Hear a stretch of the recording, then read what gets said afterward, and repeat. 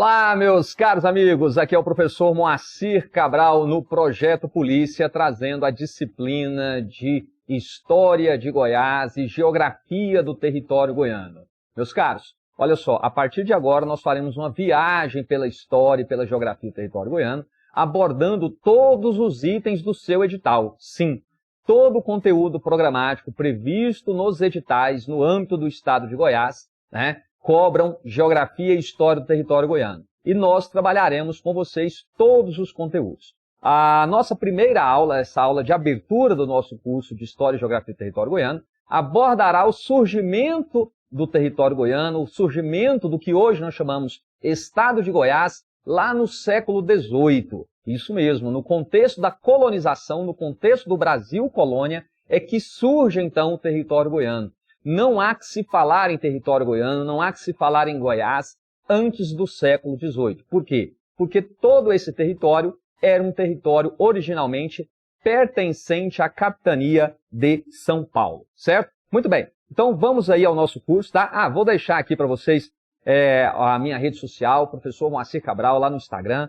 Você pode entrar em contato, pode mandar dúvidas, pode interagir lá conosco, que eu terei o maior prazer em atender os nossos alunos aí de todo o Brasil. Certinho, meus caros? Bom, então, para deixar de conversa e vamos avançar aqui no nosso conteúdo, meus caros, olha só, surgimento do território goiano. Eu quero esclarecer com vocês um primeiro ponto aqui, meus caros. Quando nós falamos de Goiás, o nome Goiás, ele está associado a um grupo, a uma etnia que aqui teria vivido, né, que seriam os índios Guaiá ou os índios Guaiazes, né? O que é importante ressaltar é que os estudos arqueológicos mais recentes nos atestam que os índios Guaiazes não teriam vivido no território que hoje nós chamamos de Goiás. Sim, é isso mesmo, tá? Os índios Guaiazes não teriam vivido no que é hoje o estado de Goiás. Os estudos arqueológicos mais recentes nos atestam que esse grupo não teria ultrapassado o que é hoje a fronteira norte do estado de São Paulo, o Rio Grande, tá? E aqui ao lado eu tenho para vocês, olha só, um mapa lá da criação da capitania de Goiás no século XVIII. Então seria esse limite aqui mais ou menos, ó, esse limite. Os índios Guaiazes teriam ficado no que é hoje aqui a fronteira norte do estado de São Paulo e não teriam realmente vivido no território que hoje nós chamamos de Goiás. Mas o fato é que, para os desbravadores da época, quando chegaram a essa parte central do continente, acreditaram estar em território dos índios Guaiazes, né? E daí então o nome Goiás, tá? Mas friso com vocês, nós não temos elementos da cultura Guaiá no território que hoje nós chamamos de Goiás. Mas eu aproveito até esse momento, né, para esclarecer, né, um possível questionamento aí, de repente, numa prova. Se os índios Guaiazes, que dão o nome ao território goiano, na verdade aqui não teriam vivido ou não deixaram vestígios da sua passagem por esse território, teria algum elemento, né, teria algum grupo indígena que teria elementos fortes para, vamos dizer assim, caracterizar o território goiano? Nós poderíamos, por exemplo, citar aqui, sim, o Carajá, né? Então, a etnia Carajá, esse grupo, sim, nós temos elementos muito fortes, muito presentes nos dias de hoje, né, demarcando aí esse território, né? Então, elementos da cultura Carajá se fazem presentes nos momentos atuais, mas nós não temos elementos da cultura Goiá no território que hoje nós chamamos de Goiás. Certinho? Beleza? Muito bem. Então, feita essa observação, vale destacar também os antecedentes desse território, né? Porque quando nós falamos no estudo de Goiás e falamos assim, nossa, Goiás só surge no contexto do Brasil colonial lá no século XVIII. Mas há que fazer referência às populações que aqui viviam muito antes da chegada do colonizador. Os estudos arqueológicos nos atestam que, por volta aí de 10 mil anos antes do presente, tá, o território já era ocupado por populações nômades. Então vamos lá, olha só, observação. O que são populações nômades? São populações, né, que não vivem em pontos fixos do território. São populações que viviam vagando pelo território. Seriam então sociedades de caçadores, coletores, que percorriam todo esse território que hoje nós chamamos de Goiás. Então vejam, 10 mil anos antes do presente, esse território já era então percorrido por populações nômades. A arqueologia também nos atesta, meus caros, que por volta aí, ó, de 3 mil anos antes do presente, né, algumas dessas populações já tinham deixado de ser nômades e tinham se fixado em determinadas regiões do território, ou seja, tinham tornado-se sedentárias, tá? Ou seja, sedentarizadas. E o que possibilita, então, né, essas populações se sedentarizarem? Justamente a grande revolução que a humanidade já fez, meus caros, olha só. Né? Qual foi? A revolução agrícola, a domesticação de plantas, a domesticação de animais, que possibilitou, então, ao ser humano fixar-se em determinados pontos de um território, né? Não havia mais a necessidade dele sair diariamente na busca pelo alimento. A partir do momento que ele consegue domesticar algumas plantas, alguns animais, ele vai se fixar num determinado ponto desse território, se sedentarizando.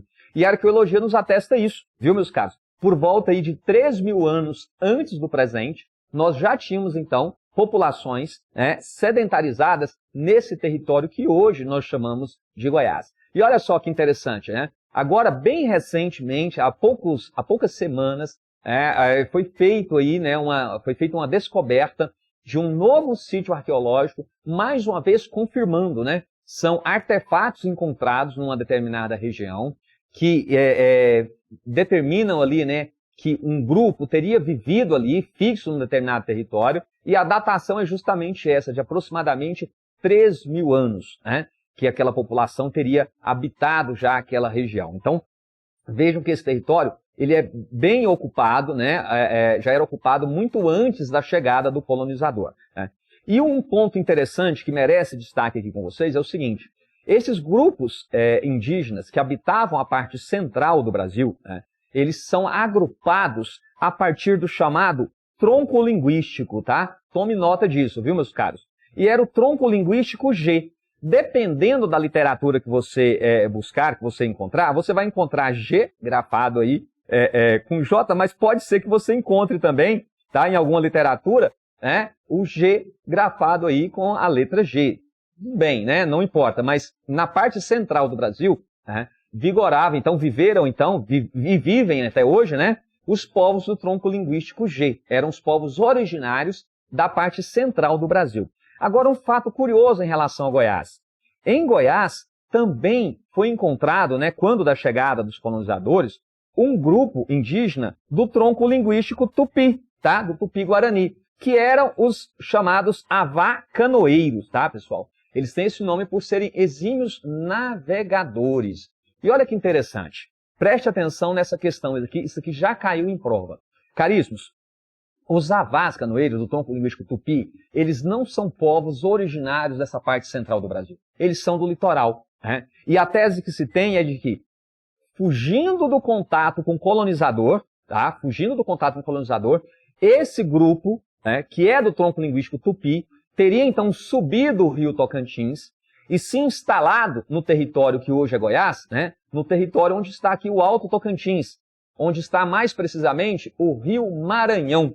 O rio Maranhão é aquele rio que nasce ali próximo a Brasília, forma um importante lago da usina de Serra da Mesa, aqui no território goiano. Logo abaixo você tem também a usina de Canabrava e depois ele vira o rio Tocantins, certo? Então, esse grupo avá é de ocupação recente. Né? Eles migraram para o território que hoje é Goiás quando da chegada do colonizador e, fugindo do contato com o colonizador ali, acabaram alcançando o Alto Tocantins, certinho? E esse grupo Tupi, então, está aí em território do tronco linguístico G. Lembrando que esses eram grupos rivais, certo? Grupos que tinham aí uma certa rivalidade entre eles. Mas acabou que esse grupo avá se fixou também em território goiano, né? Ou território que viria a ser Goiás. Olha só, aqui eu reproduzo para vocês uma imagem, né, lá do Instituto Socioambiental, onde nós temos aí os índios javaés que vivem ali na região da calha do rio Araguaia, né? Então nós temos ali vários grupos indígenas que habitam ainda hoje, além dos carajás, né, que habitam a calha do rio Araguaia. Beleza, meus caros? Bom, então esse território que hoje nós chamamos de Goiás, né, ele está aí na região centro-oeste do Brasil. Lembrando que os estados que fazem parte da região centro-oeste, olha só, vamos lembrar aqui. Então nós temos Mato Grosso, certo? Nós temos aqui Mato Grosso do Sul, Goiás, né? E o Distrito Federal, que está aqui, né, dentro do território goiano, certo, meus caros? Isso aqui já foi questão de prova. Olha só, aqui nós temos o estado do Tocantins, caríssimos. Quando da divisão do território goiano para a criação do estado do Tocantins, né, o estado do Tocantins passou a integrar a região norte do país. Então lembre-se disso. O estado do Tocantins não faz parte da região centro-oeste. Isso aí foi questão de concurso já. Né? A criação do estado do Tocantins levou o quê? Levou a uma perda de território por parte da região centro-oeste e um aumento do território da região aí, né, da região norte do país. Lembrando que o Tocantins, então, passou a integrar a região norte, beleza? Tá? E o estado de Goiás aí é o estado mais populoso da região centro-oeste. Fez essas anotações? Isso aí é questão de prova, já foi cobrado inúmeras vezes, beleza? Então, vamos avançar aí, olha só. Só para você entender a configuração de Goiás atualmente, né? Então, observem aí, né, com quem Goiás faz divisas, tá? Os limites do território goiano. Ao norte nós temos aqui o estado do Tocantins, certo? A oeste nós temos o estado do Mato Grosso, beleza? No sudoeste aqui nós temos a divisa com o Mato Grosso do Sul.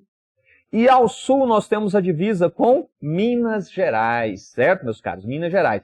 Agora, detalhe, a leste, queridos, a leste, muito cuidado. É comum as pessoas apontarem que Goiás faz divisa com a Bahia. Não. A maior parte, tá, da região leste do território goiano faz divisa com Minas Gerais. A Bahia é só aqui, ó, na pontinha daquilo que nós chamamos aqui de Nordeste goiano, tá?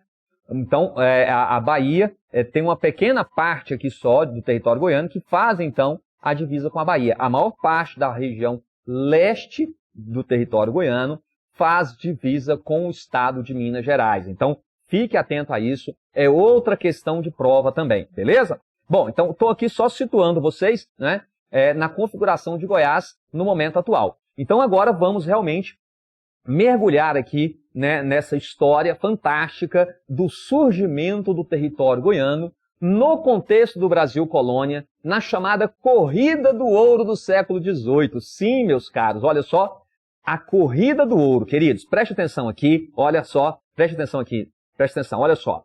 No século XVII, no finalzinho do século XVII, tá, encontraram ouro na região que ficou conhecida como as Minas Gerais, certo? Então, a partir daí, inicia a chamada Corrida do Ouro no Brasil, que terá como desdobramento, né, a descoberta de ouro no território que viria a ser Goiás. Observem que eu estou frisando muito isso, né? No território que viria a ser Goiás. Por quê? Porque não existe, tá? Até o início do século XVIII, não existe, meus caros, um território goiano. Não há que se falar em Goiás. Então, estou frisando isso para que você não se esqueça, certo? Então, vamos lá, vamos entender, né? Eu gosto de chamar essa primeira aula, né, esse primeiro momento nosso aqui, né, do surgimento do território goiano, né, durante o século XVIII, que é o século do ouro em Goiás. Inclusive, tem uma obra, que é uma obra muito importante, nós estamos trabalhando para reeditá-la, que se chama justamente O Século do Ouro em Goiás, que é uma obra do padre Luiz Palacim. Caríssimos, vocês verão nas listas de exercícios que vão acompanhar esse material aqui, tá? Estará lá no apoio, no material de apoio para vocês, várias e várias questões elaboradas a partir da obra do padre Luiz Palacim e da professora Maria Augusta. Né? O padre Luiz Palacim é uma importante referência nos estudos sobre a história de Goiás, e tem uma obra duas obras muito importantes, né, dentre outras, mas duas que são sempre referenciadas em questões de concurso. Uma é o Século do Ouro, que está esgotado, e nós estamos trabalhando pela reedição desse material, e a outra é História de Goiás, tá? Essa aí facilmente é encontrada, está disponível aí no mercado, tá? Qualquer coisa, você tiver interesse, basta procurar aí nas redes sociais aí a editora Vieira, que é quem publica esse material, beleza? Então vamos lá, olha só. O descobrimento de Goiás. Observe que eu estou colocando aqui o descobrimento entre aspas, justamente porque não há que se falar em descobrimento, tendo em vista que esse território, ele é o quê? Ele já era ocupado. Mas é importante destacar o quê? Que quando nós falamos aqui em descobrimento, nós estamos tratando, claro, pela ótica do colonizador, do português. Então, para o português, é uma descoberta realmente. Então, a descoberta do continente, né, do que mais tarde seria chamado então de continente americano, foi realmente uma descoberta sob a ótica dos portugueses, dos europeus. Por quê? Porque eles não sabiam da existência desse território. Então, pela ótica, e como dizem, né, a história é contada pela ótica dos vencedores, né? pela versão dos vencedores, então nós falamos em descobrimento. Por quê? Porque é a lógica portuguesa, certo? Mas lembrando que esse território já era ocupado há milhares de anos, como eu mostrei aqui anteriormente. Então vamos lá, olha só, meus caros. A descoberta do ouro aí, tá? Na última década do século XVII, provocou um processo que ficou conhecido como a corrida do ouro no Brasil. Então vejam, a descoberta de forma abundante de ouro se deu no final do século XVII, tá? Então, iniciando a corrida do ouro naquela que ficou conhecida como as Minas Gerais. E aí, eu quero trazer com vocês aqui, meus caros, alguns antecedentes, tá, desse processo. Vamos lá. Muita atenção nessa hora aqui. Queridos, ali então, por volta ali das 2 últimas décadas do século XVII, foi encontrado ouro nas Minas Gerais. E quem encontrou esse ouro? Esse ouro foi encontrado, sobretudo, por bandeirantes paulistas, por desbravadores da capitania de São Paulo, certo? Daqui a pouco nós vamos esclarecer melhor para vocês essa questão das bandeiras, dos bandeirantes, quem eram essas figuras. Muito bem, o fato é que, pelo acordo da época, certo? Quem encontrava essas riquezas minerais tinha a primazia, ou seja, né, tinha o direito, primeiro, de explorar tais riquezas. Então, claro, se foram, né, bandeirantes paulistas, bravadores paulistas que encontraram essas minas, esses veios auríferos, naquela que foi conhecida como as Minas Gerais, que é ali a região de Ouro Preto, Mariana, né, então caberia a esses desbravadores explorarem a riqueza por eles encontradas. Agora, presta atenção, o fato é que a coroa portuguesa, tomando consciência do volume de ouro, e era muito ouro, ela decidiu então tirar essa exploração aurífera do controle, né, das mãos ali dos paulistas, do controle dos paulistas. Em um conflito que eu tenho certeza que você vai lembrar aí agora, que você já estudou isso lá no ensino fundamental, no ensino médio, certo? Que foi a chamada Guerra dos Emboabas. Lembrou da Guerra dos Emboabas? Muito bem, então olha só, sintetizando, tá? Sintetizando aqui, esse conflito, né, chamado aí de Guerra dos Emboabas, foi o conflito entre portugueses e paulistas pelo controle das Minas Gerais, tá? Na primeira década do século XVIII. Então, vejam bem, no finalzinho do século XVII, tá? Esses paulistas encontram ouro na região de Ouro Preto, Mariana. Tá?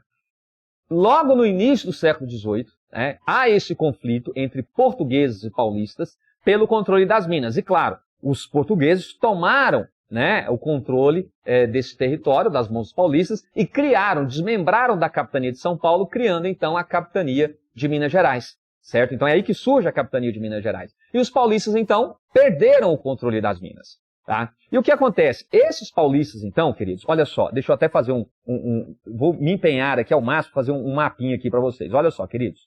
Então, esse ouro encontrado aqui, tá, na região que ficou conhecida como as Minas Gerais, tá, ficou na mão dos portugueses.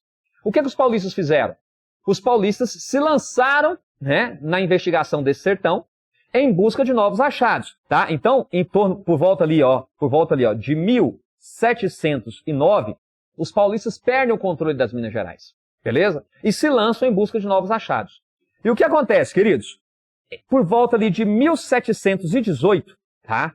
Eles encontram ouro naquela que ficou conhecida como as Minas de Cuiabá, ó, 1718. Tome nota aí, beleza? Por volta de 1718, as Minas de Cuiabá.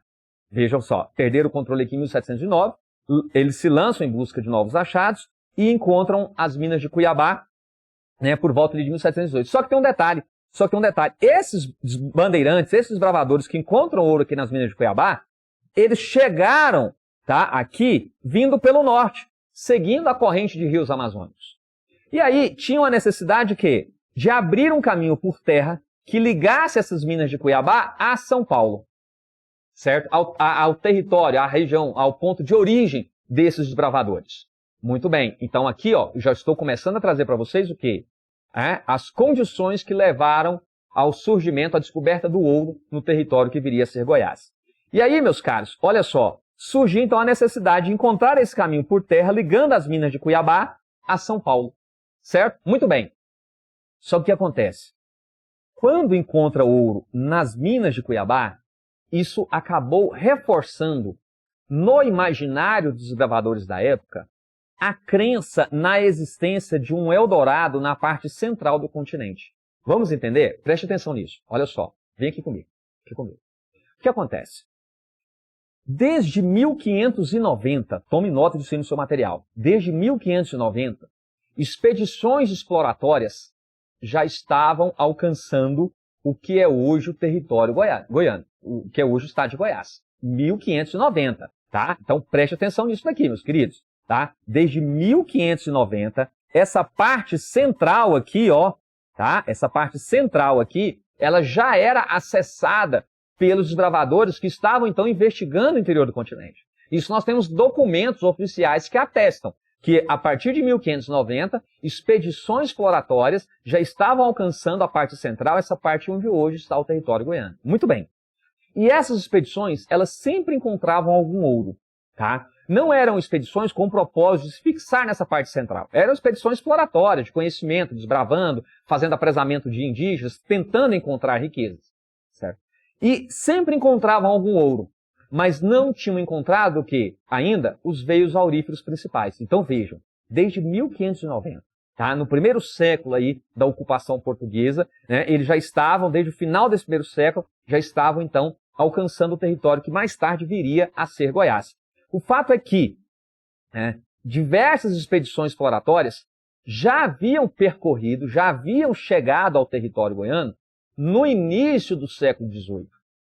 Então, quando chegamos ao início do século XVIII, ali no 1700, né, várias e várias expedições já haviam passado por esse território. Ele já era um território relativamente conhecido. E as expedições sempre encontravam algum ouro, mas não tinham ainda encontrado os veios auríferos principais. E aí, meus caros, fiquem atentos a isso, olha só. O achado de Minas Gerais e, posteriormente, o achado de Minas Gerais reforçou nesses desbravadores a crença na existência de um Eldorado nessa parte central do continente, tá? Então, a crença de que aqui, nessa parte central, né, existiria o quê? Haveria o quê? Um Eldorado, né? Montanhas de ouro, rios de ouro, tá? Então, o achado de Cuiabá reforça essa crença, beleza? Reforça aí essa crença. Então, assim, nós temos as condições para a descoberta do ouro no território goiano, que é o que eu quero que você tome nota aí no seu caderno que eu vou ditar para vocês, beleza? Olha só. Então, o primeiro ponto, né, que leva à descoberta do ouro no território goiano, você já notou aí, buscar um caminho para as minas de Cuiabá. Então, esse é o primeiro ponto, certo? Já está aí no material. Agora, olha só, momento psicológico. O que eu quero que você anote aí, certo? O que é esse momento psicológico? Anote aí. É a crença na existência de um Eldorado, é a crença na existência de um Eldorado na parte central do continente. Compreendeu a lógica? Então, esses desbravadores sempre passando por esse território, né? Ele já era bastante conhecido, mapas corriam de mão em mão entre esses desbravadores, e eles sempre encontravam algum ouro. Só que o que não tinha acontecido ainda? Eles ainda não haviam encontrado os veios auríferos principais, certo? Mas ia sempre reforçando a crença na existência de um Eldorado, beleza? Então, o momento psicológico é isso, né? Reforça-se essa crença, né? A crença na existência de um Eldorado. E claro, se há um Eldorado, sempre haverá, né? Se há essa crença, essa esperança, sempre haverá alguém pronto para essa empreitada, de tentar encontrar esse ouro, certo? E o outro ponto que eu quero destacar com vocês aí, meus caros, tá? Tome nota aí, né? Então, nós temos um momento psicológico, né? A crença na existência de um Eldorado na parte central do continente. E o terceiro ponto, que é o momento político. Veja bem, o que eu chamo aqui de momento político, caríssimos? O momento político é o fato de que os paulistas, né, tinham perdido o controle das Minas Gerais e, por isso, se lançaram. Os paulistas tinham perdido o controle das Minas Gerais e, por isso, se lançaram em busca de novos achados. Então tá aí, o momento político é esse. O momento político é esse. Os paulistas tinham perdido o controle das Minas Gerais e, por isso, eles se lançaram em busca de novos achados. Certo? Veja só, eles estão buscando o quê? Presta atenção aqui. O que eles estão buscando com esses novos achados? O que eles estão buscando? Reverter ali, de alguma forma, né, o revés sofrido pela perda do controle ali das Minas Gerais. Então, eles encontram as minas de Cuiabá em 1718 e, logo a seguir, em 1725, encontram aquela que ficou conhecida como as Minas dos Goiás. Legal, não é? Está fazendo sentido para você? Então, grave isso, né? os três fatores que levaram ao descobrimento do ouro no território goiano, nesse contexto aí, né, do Brasil colônia lá no século XVIII. Encontrar um caminho por terra para as minas de Cuiabá, o momento psicológico, que era a crença na existência ali de um Eldorado na parte central do continente, e também o quê? O momento político, né? A necessidade que os paulistas sentiram aí, né, de superar o revés sofrido com a perda das Minas Gerais, com a guerra lá na Guerra dos Emboabas. Certinho? Fez sentido aí para você? Muito bem. Então vamos lá, olha só, meus caros. Como é que se davam, então, essas expedições exploratórias? Como é que eles alcançavam aqui o interior do continente? Olha só, meus caros. O território goiano, tá, ele era acessado de duas formas, tá? Então, vamos lá. Primeiro, partindo do leste, certo? Ali da capitania de São Paulo, do Rio de Janeiro ou da Bahia, né? Partindo do leste, ou então pelo norte. Pelo norte era seguindo o leito dos rios amazônicos. Quando eu falo aí seguindo o leito dos rios amazônicos, cara, você vai lembrar do quê? Subindo o rio Tocantins. Subindo o rio Tocantins, depois subindo ou Araguaia ou todo o Tocantins, acessava-se o território que hoje nós chamamos, então, de território goiano, que nós chamamos hoje de Goiás, certo? Então, eram essas duas formas de se acessar o território goiano. Pelo leste, né, com expedições partindo, principalmente de São Paulo, tá? São Paulo foi o principal ponto, né, irradiador de expedições exploratórias pelo interior do país. A capitania de São Paulo era uma capitania inicialmente muito pobre. E então os paulistas eles se notabilizaram justamente por se embrenharem nos sertões em busca de indígenas, em busca de riquezas, de ouro, prata, pedras preciosas, tá? Então, daí eles serem esses grandes desbravadores dos sertões do interior do país, tá? Então fiquem atentos. Esse território ele poderia ser acessado por esses dois caminhos. Inicialmente, tais expedições exploratórias, elas davam-se seguindo o leito dos rios. Só quando esses desbravadores já tinham ali um relativo conhecimento do território, é que eles então se aventuravam em caminhos por terra, né? Era quando esse território já era relativamente conhecido. Mas as primeiras expedições, elas sempre seguiam ali o leito dos rios, tá? Seguindo sempre a corrente dos rios. No caso do norte, seguindo aí os rios amazônicos. Olha só, nesse mapa aqui, você pode visualizar aí um pouquinho, né, essas expedições que partiram de São Paulo, né, rumo ao interior do país, tá, meus caros? Então, olha só, desde o final do século XVII, veja bem, né, o ouro é descoberto aqui no território goiano no século XVIII, mas desde o final do século XVII, o território que viria a ser Goiás, tá, ele já era bastante conhecido, tanto em São Paulo, né, partindo ali a leste, como também em Belém, no caso das expedições que partiam aqui, ó, do norte, ó, da capitania do Grão-Pará, viu, meus caros? Ó, capitania do Grão-Pará,